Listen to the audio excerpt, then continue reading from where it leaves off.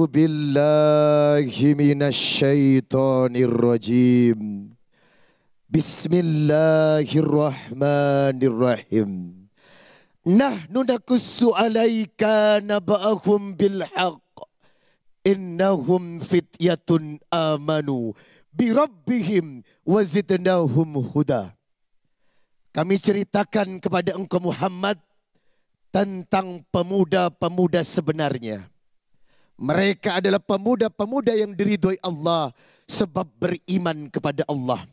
Karena keimanannya Allah berikan petunjuk dan hidayah hingga hidupnya diridhoi Allah Subhanahu wa taala. Quran surah Al-Kahfi surat 18 ayat 13. Sadaqallahul azim. Maha benar Allah dengan segala firman-Nya. Dan saya berdoa kepada Allah, semoga pemuda-pemuda yang ada di hadapan saya dan yang ada di seluruh Indonesia menjadi syabun nasa'a fi ibadatillah, anak-anak muda yang beriman dan taat kepada Allah. Amin ya rabbal. Assalamualaikum warahmatullahi wabarakatuh.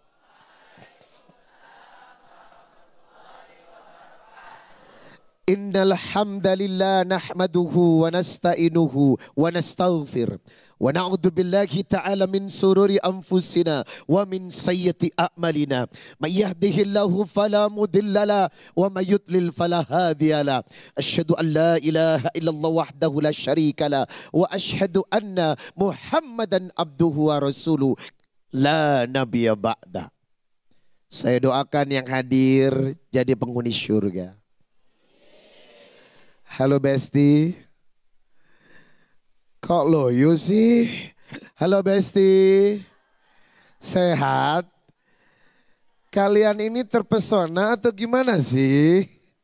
Semoga menjadi pemuda yang taat kepada Allah.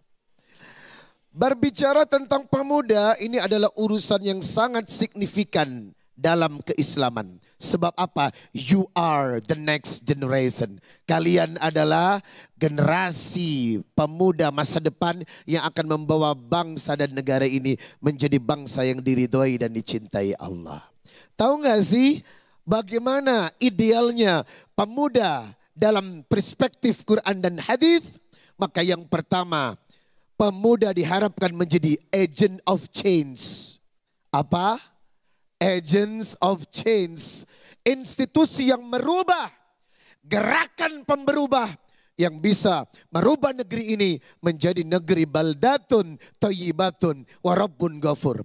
Dan ternyata potensi itu ada di dalam diri seorang pemuda. Anda bisa buka Quran surah Al-Anbiya ayat 60. Qalu sami'na fatayat kurahum yuqalu lahu Ibrahim. Mereka berkata, ada seorang pemuda yang merusak berhala ini. Dan dia bernama Ibrahim. Ketika Ibrahim muda menjadi seseorang yang betul-betul bisa merubah sebuah keadaan dari masyarakat yang menyembah berhala untuk disadarkan kepada masyarakat tauhid yang hanya menyembah Allah yang disebut Ahadun Ahad. Dan yang kedua, konteks pemuda yang diidamkan dalam Islam yang diridhoi Allah adalah agents of future. Pemuda yang visi dan misinya jelas membangun negeri menjadi negeri yang hebat dengan potensi dan kualitas yang dia miliki. Tadi di awal saya membaca surat Al-Kahfi, surat 18 ayat 13. Nahnu naqussu 'alaika naba'ahum bil haqq innahum fityatun amanu bi rabbihim wa zidnahum huda. Hanyalah pemuda-pemuda yang beriman.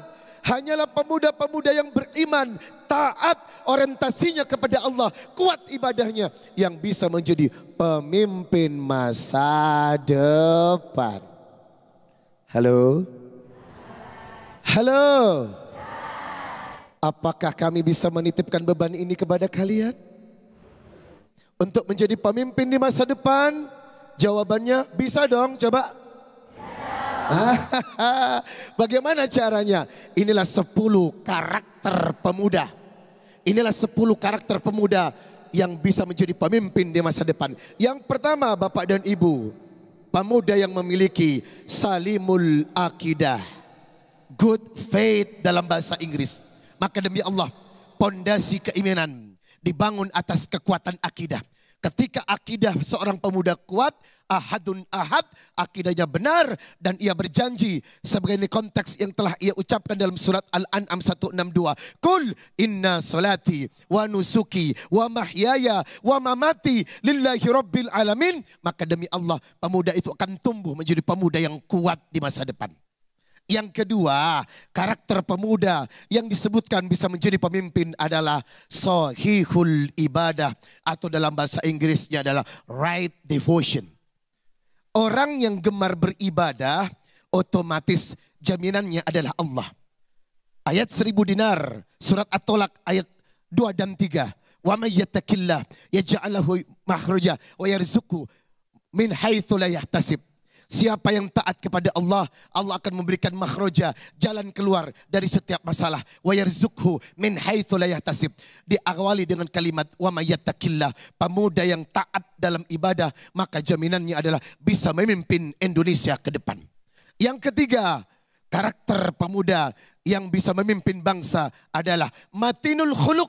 Dalam bahasa Inggrisnya strength, karakter, atau memiliki karakter yang kuat, bukan menjadi the imitation atau sekedar ikut-ikutan. Ada gaya Korea, ikut Korea. Ada India, ikut India. Kalian punya identitas, you are Indonesian guys.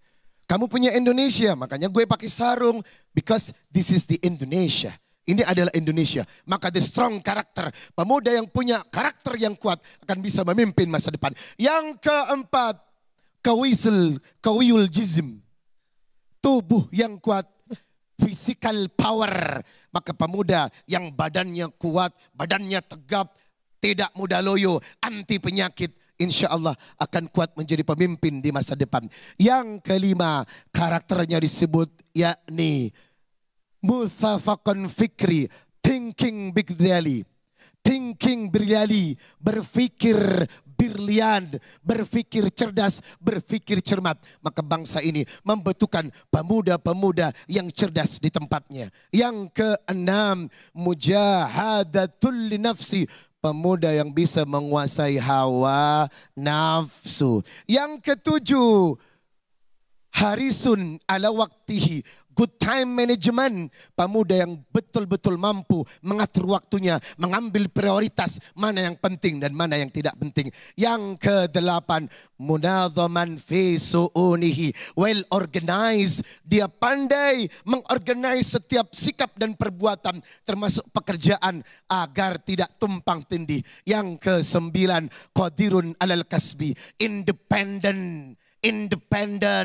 Dia berdiri dan mandiri, tidak bergantung kepada orang lain. Dan yang ke-10 adalah nafi'un li ghairi, giving contribution, anfa'uhum linnas. Apa yang bisa Anda lakukan selama muda, karya apa yang kau buat untuk bangsa dan negara ini. Maka 10 karakter inilah yang insya Allah pemuda sekarang bisa menjadi pemimpin di masa depan. Semoga Anda yang disebut di tempat dan ayat ini. Amin. Ya Rabbal.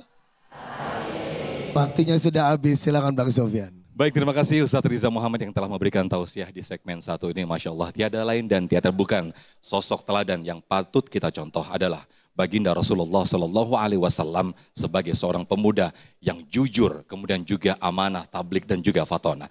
Lantas bagaimanakah sosok pemuda kita sebagai pemuda dituntut saat ini dengan berbagai macam tantangan? Insya Allah selengkapnya akan disampaikan oleh guru kita Ustadz Koh Dennis Lim. Sesaat lagi tetaplah di Damai Indonesiaku yang dipersembahkan oleh Sarung Wadimor, tentu sarung kita.